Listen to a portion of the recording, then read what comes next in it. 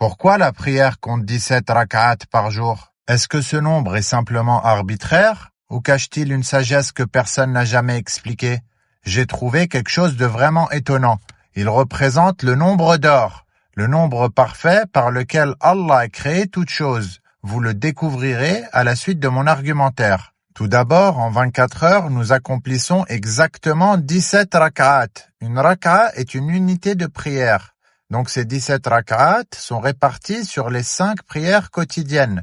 En effet, Salat al-Fajr, on fait 2 rak'at, al-Dhuhr 4, al-Asr 4, al-Maghrib 3 et al-Isha 4, soit un total de 17 rak'at quotidiennes chaque jour. Maintenant, observons combien de rak'at nous accomplissons le jour et combien nous en accomplissons la nuit. Concernant la journée, le Fajr est situé entre la nuit et le jour.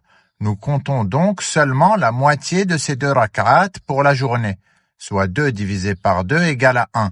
Puis viennent al-Dhuhr, c'est 4 rak'at, al-Asr, 4 rak'at, et le Maghrib est lui aussi situé entre le jour et la nuit. Nous comptons donc seulement la moitié de ces 3 rak'at pour la journée. Donc 3 divisé par 2 égale à 1,5. Nous obtenons donc pour la journée 1 pour le Fajr, 4 pour le Dhuhr, 4 pour l'Asr et 1,5 pour le Maghrib, ce qui est égal à 10,5 rak'at.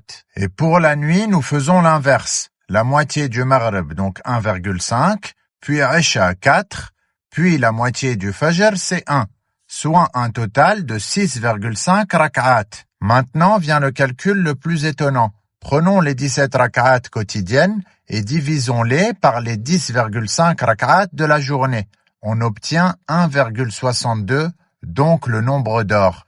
Subhanallah, même dans nos prières quotidiennes, la sagesse d'Allah est parfaite. Et ce n'est pas tout. En divisant les 10,5 rak'at de la journée par les 6,5 rak'at de la nuit, on obtient une nouvelle fois 1,62, soit le nombre d'or. Et le nombre d'or est considéré depuis des siècles comme le rapport de proportion le plus harmonieux que l'on retrouve dans la nature, dans certaines structures biologiques, et dans l'architecture et dans de nombreuses constructions mathématiques. En effet, on le retrouve dans les galaxies spirales, les cyclones et les ouragans, le tournesol, le brocoli romanesco, la coquille de Nautilus et dans certaines proportions du corps humain. Simple coïncidence ou bien une sagesse voulue par Allah, le Coran affirme justement que la création est fondée sur une mesure parfaite. En effet, Allah a dit « Nous avons créé toute chose avec mesure ».